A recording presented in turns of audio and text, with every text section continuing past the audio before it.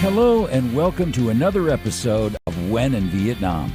This week we spotlight the power of volunteer spirit in shaping a kinder, more connected community. In Meet and Greet, we meet a group of volunteer teachers supplying free classes to students who dream of a better future.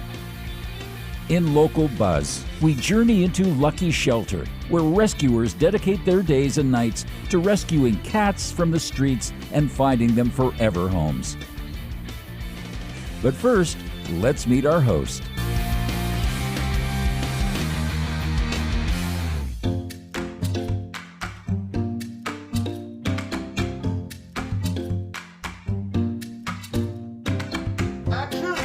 Hey guys, my name is Christian.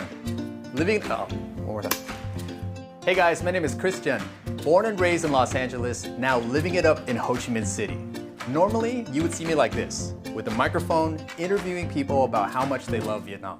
That's why a lot of people like that are like me, born in America, coming over here, it's kind of easy to get along and connect with people. My Vietnamese is like of a 4-year-old. I first came to Vietnam on a study abroad trip and totally fell in love with the culture, the people, the food, everything. Since then, I've spent over 6 years here doing a little bit of everything. Teaching English and Vietnamese. Chào cô giáo. Cô for your dad side con. Mommy side dì. Chào dì Sáu. Giỏi. Making videos, and sharing all the wild, wonderful, and heartwarming things about life in Vietnam. These days, I'm all about creating content that shows off the quirky side of Vietnamese language, the rich history, the street food adventures, and the incredible stories of people from every corner of the country. And now I'm kicking off a new chapter as your host for When in Vietnam. We're starting right here in Ho Chi Minh City, where I'll take you on a journey to meet amazing people doing extraordinary things. So get ready, let's explore Ho Chi Minh City together.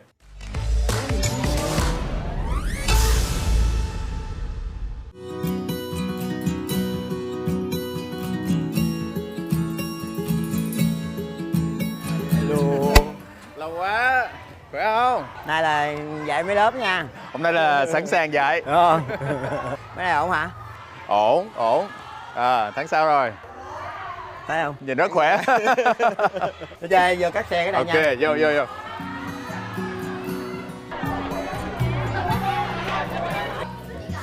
Minh. Tên Minh. Sẽ dạy tiếng Anh giao tiếp cho mấy em. Nay là mình sổ tiếng Anh hết luôn. Được không? Đâu, chào thử coi. Chào thử coi. Được không? Rồi, mình vậy nha. There are places in this city where kindness becomes a quiet routine, where every evening when the streets begin to settle, a small light turns on in a tiny classroom in Long Du. A classroom born not from wealth or privilege, but from the heart of one man.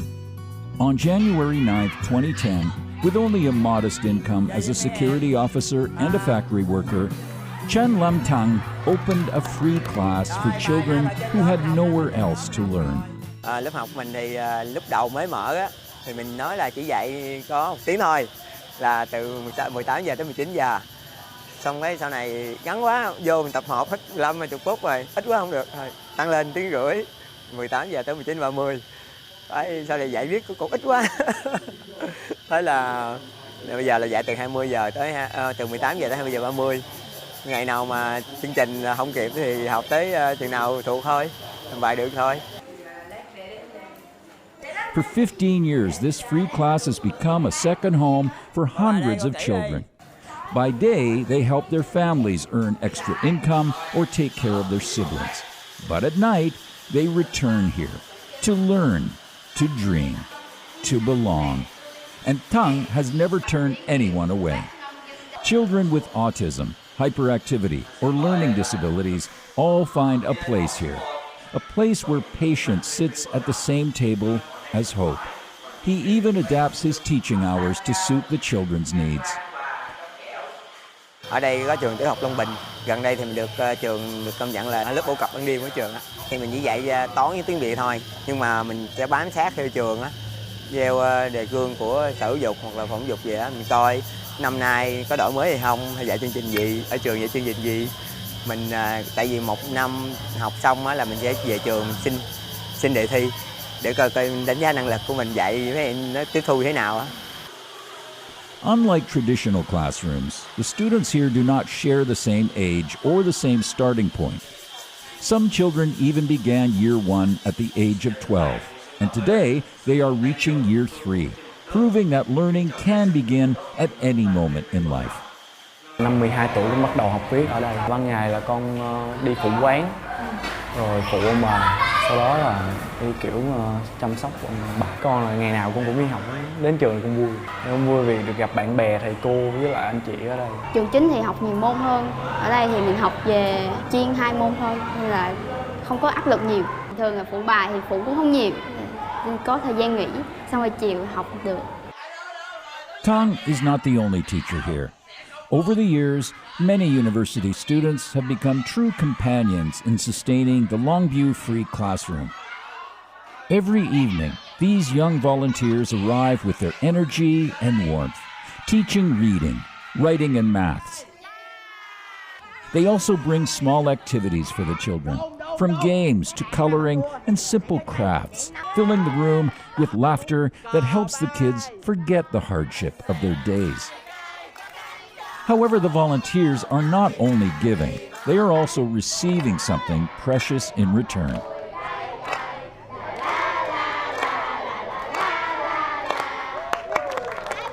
Thì khi mà mình đi ra trường mình làm sẽ có nhiều những cái hoạt động, ví dụ mưu sinh, cơm áo gạo tiền. Thì cái việc mà em trở về tham gia cùng các bạn ở đội á, thì nó làm cho em sống lại những cái ngày của tuổi trẻ của mình. Cái thứ hai là mình được tiếp xúc với các bé thiếu nhi có hoàn cảnh khó khăn hơn. Thì đâu đó mình cũng trao đi được những cái giá trị khi tham gia những hoạt động này. Nó làm em có thêm những cái niềm tin yêu vào cuộc sống. Mọi người nhìn vào là tụi em đang cho đi các em mới làm tặng quà hoặc là mang đến vui cho các em, nhưng mà thực ra tụi em cũng nhận lại rất là nhiều, nhận lại năng lượng của các em, với là những cái mà các em cho mình là những cái thời gian mà tụi mình được chơi đùa các em, giống như là mình nhìn lại cái tuổi thơ của mình.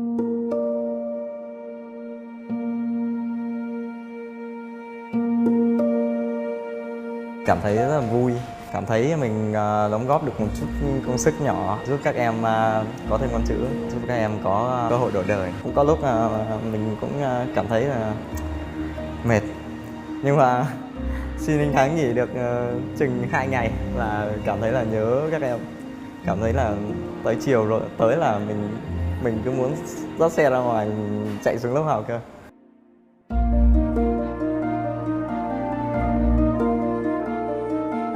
Chiều lên đây dạy mấy em cũng là nghỉ ngơi, thư giãn đầu óc. Mình được gặp mấy em nó nói chuyện rồi nó cũng vui vẻ, rồi giống như mình cũng bớt áp lực. Nói chữ dừng lại trong đầu mình thì chưa suy nghĩ tới, nhưng mà nhiều cái bị stress, áp lực này kia đó thì nói chung là cũng có chứ không phải đâu. Nhưng mà rồi nó cũng qua. Sau tất cả thì mình vẫn thấy là mình một cái kiến thức nào mình biết được, với con chữ mình biết cho mấy em, để mấy em nó biết cái này tốt, cái này xấu, cái khi sai vậy đó, nó không có đi vi phạm theo là. Con cảm ơn thầy vì đã tạo lớp học và tạo điều kiện cho mấy em kiểu như em không được đi đến trường chính để học, với lại là nghèo khổ, nên là em cảm ơn thầy rất nhiều.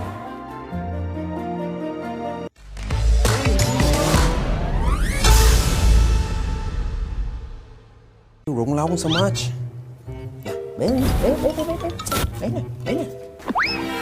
So this is Nick. His English name is Destiny. He's about 1 year old. And this beautiful lady is Bơ.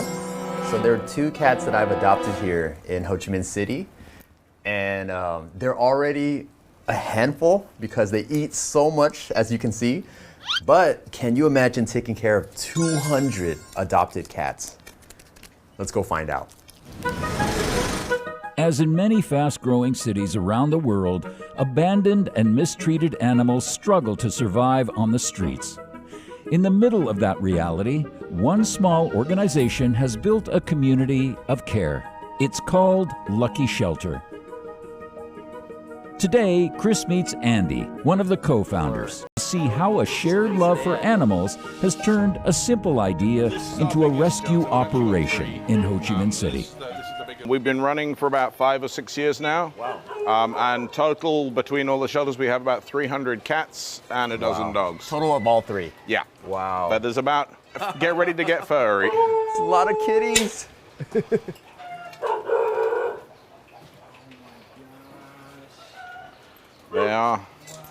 They are everywhere. Yes. Hello. Hi, kitty. Hello. Oh my gosh. Oh my And gosh. they're a pretty friendly bunch. Yeah. So I have 3 rescues myself. Okay, excellent. They're getting along so well. I have 3, but I actually have to separate them because they fight. Yeah, I mean, this is one of the things we've discovered is once you reach a certain number, they kind of calm down a bit. They're not quite so. It's the dynamic of so many. Nobody can Fully dominate be the alpha. space. Right. And yeah, if one decides they're gonna act up, 3 jump on them. Right. That makes a lot of sense. They know who's senior and who's junior and. About 150 kitties here. Yeah. In this one. Yeah. Are the other 2 nearby? One we just got just across the street, which is our original shelter, which is really small. Yeah. These days we just use that for the old guys, and any that are not comfortable in here, that don't fit in well in here. Okay. And then the other one is in the city in Phu Oh, it's in the city. Yeah. Ah, I see. So where are these guys coming from mostly? About 20-25% of them came from cat meat restaurants, where we negotiated or rescued them back. Yeah. About 50% were abandoned on the street. Some of them as kittens, some of them as adults. Rescued them, and then some just kind of showed up. Once people know you have a rescue shelter, then boxes of kittens start appearing. Hello.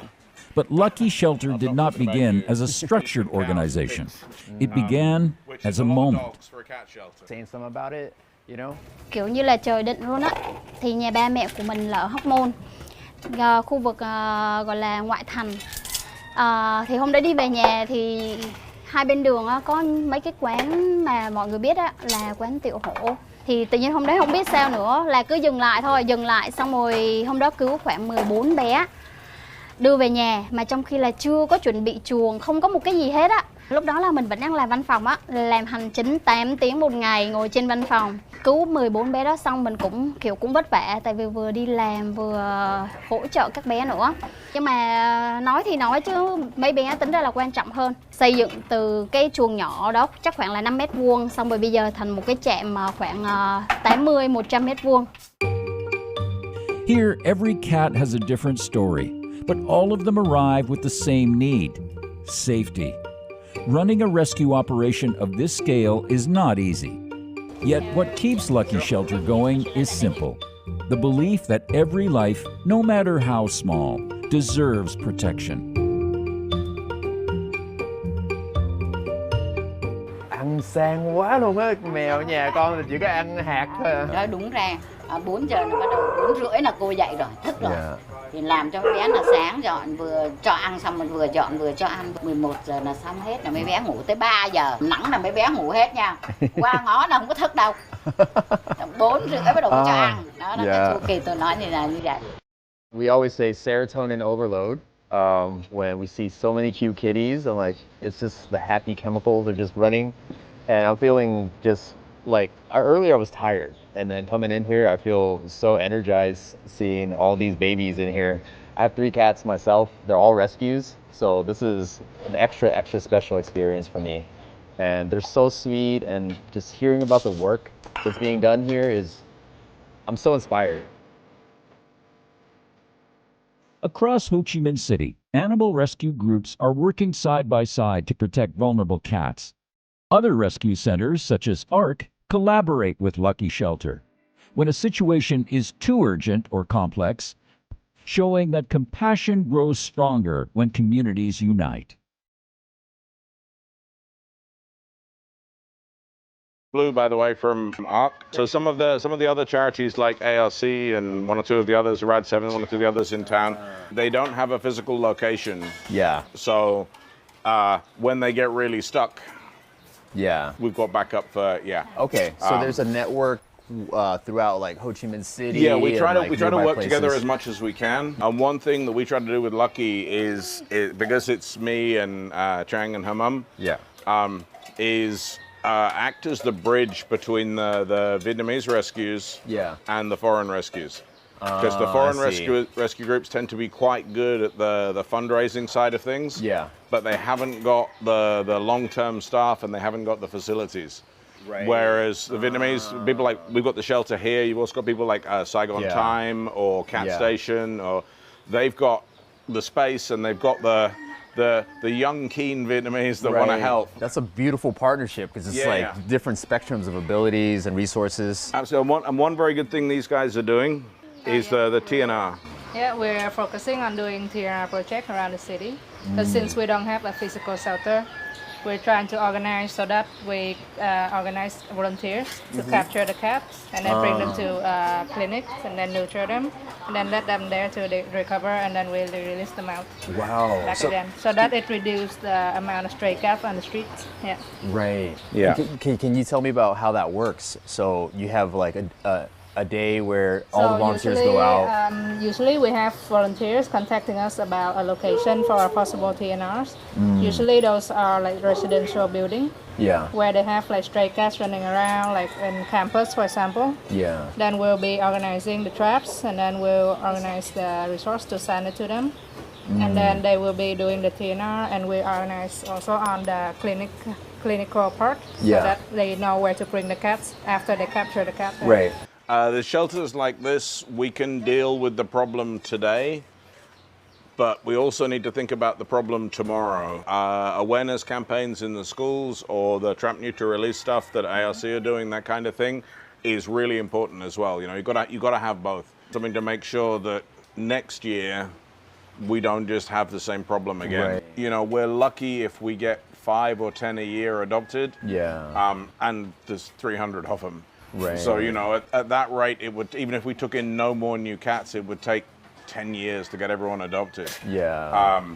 So we know that's not going to happen. So you need the shelters for the ones that are already there, but you need to make sure that next year there's not another 300 that need rescuing and another 300. Yeah. It just goes on and on and on. Yeah. So you've been here for like how long? 21 years. 21 years? That's the longest I think I've heard an expat be here.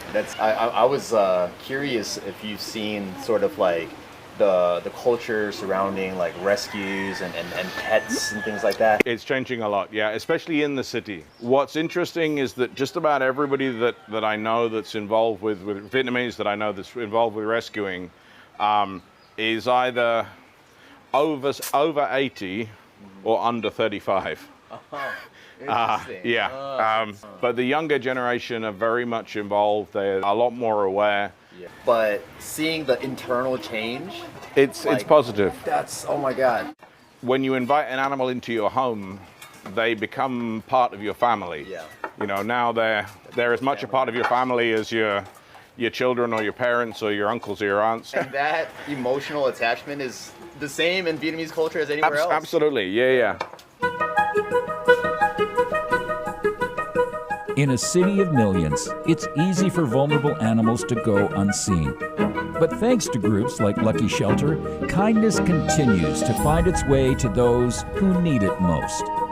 Their efforts remind us that change begins with community, and that saving even one life can ripple far beyond the walls of any shelter. Các bạn trẻ ơi, các bạn trẻ hãy cố gắng siêng năng về đi thăm các trạm, chơi với các bé nhiều hơn này, xong rồi để mình biết được là các bạn thú cưng bây giờ rất cần sự giúp đỡ luôn. Có nhiều lúc gặp khó khăn nhưng mà rồi cũng tìm cách giải quyết được, xong cứ qua như vậy thôi. Tóm lại là cuộc đời của một bé mèo á, nếu mà sống hoang á, có nhiều bé chỉ được vài tháng thôi. Các bé vào trạm thì sẽ sống lâu được hơn một chút là vài năm. Nên nhưng mà con người mình có thể sống lâu hơn. Thôi mình cứ giúp được bé nào thì sẽ hay các bé đó. Và mình hy vọng các bạn nào đi ra ngoài đường mà gặp các bé mèo hoang á, nhìn vào cái ánh mắt đó không thể nào mà nói không giúp được. Hãy giúp các bạn đó nha. có rất nhiều khi là bọn mình nhận được một số donation cũng gọi là được, nhưng mà mình không hạnh phúc bằng một bé mèo được nhận nuôi đâu. Nếu mà mình đưa các bé mèo đến tận nhà và nhìn thấy người chủ mới yêu thương và chăm sóc các bé đó, và hàng tháng luôn, có nhiều chủ không cần nhắc, các bạn đấy sẽ tự gửi video và hình ảnh. Cái đấy là giây phút hạnh phúc nhất, biết được một bé mèo ở bên mình, tìm được một người chủ xứng đáng.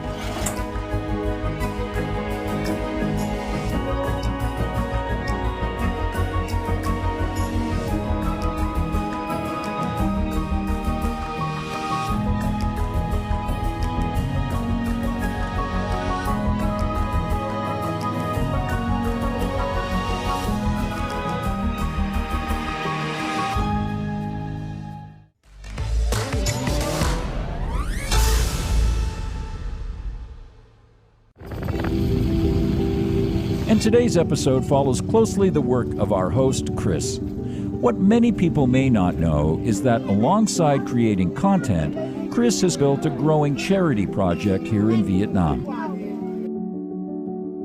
So my charity projects here started because of my social media account. So it's just my personal account. It's called Chris Tran Travels. I made one reel that just announced that I arrived in Vietnam. I'm really excited for the food, and now I'm going to be living here. And then so many people followed it, and then it just kept growing and growing and growing. So then when this following got so big, I really wanted to use it for good.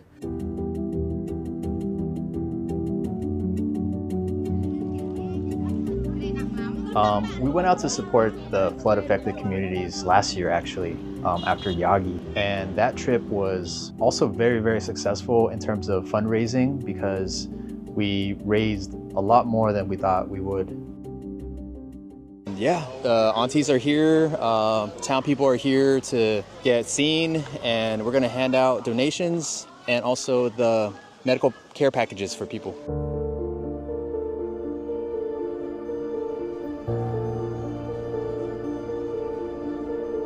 And then this year, while I was watching all of the floods happen, I was really, really hoping not to have to do it again.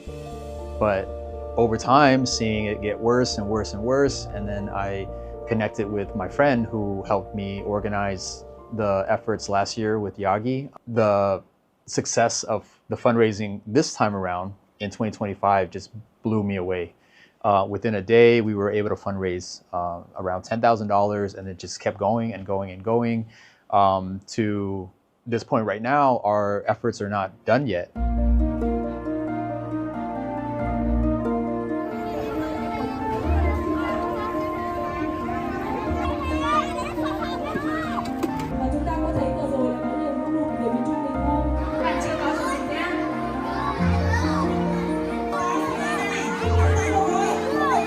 You know, I've always felt like Vietnam was one big family to me.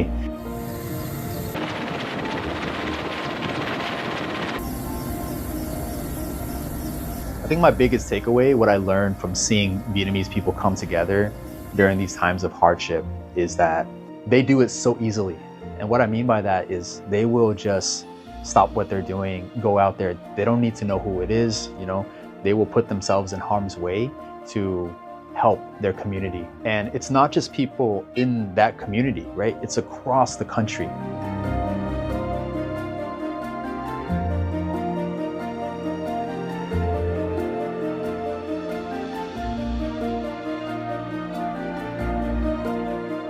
I get so many messages about people who are like, I wish I could come and help, you know, I'm not in Vietnam right now.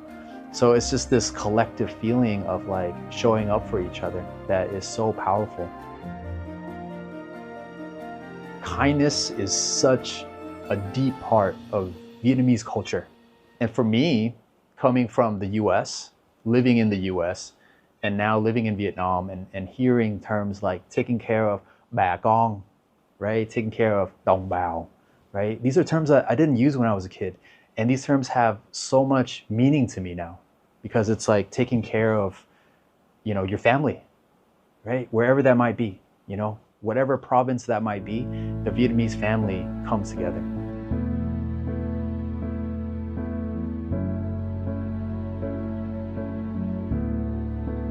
People like Andy, like Anh Thắng, they're successful. You know, they have wealth. They're rich to me in a different kind of way.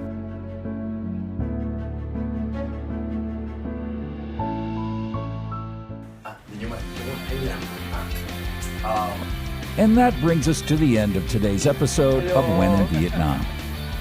Thank you for joining us. We hope these stories inspire you to look around, reach out, and be part of the positive energy shaping Vietnam every day. Until next time.